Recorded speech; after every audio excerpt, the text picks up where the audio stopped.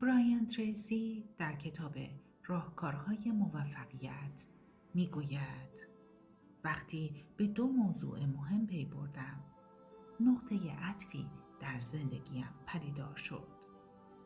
اول آموختم اگر برای رسیدن به خوشبختی متعهد نشوم، هیچ کس دیگری این کار را برایم نخواهد کرد.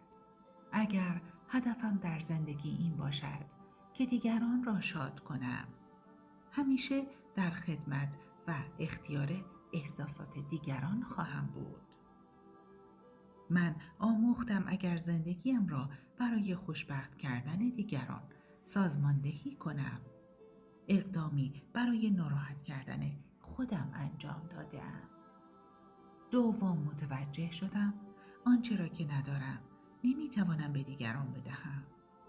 نمیتوانم با داشتن احساس بدبختی دیگران را شاد کنم. همانطور که آبراهام لینکلن زمانی گفت نمیتوانید با فقیر شدن به فقرا کمک کنید. من به این نتیجه رسیدم تنها در صورتی میتوانم دیگران را شاد کنم که ابتدا خودم شاد و خوشبخت باشم.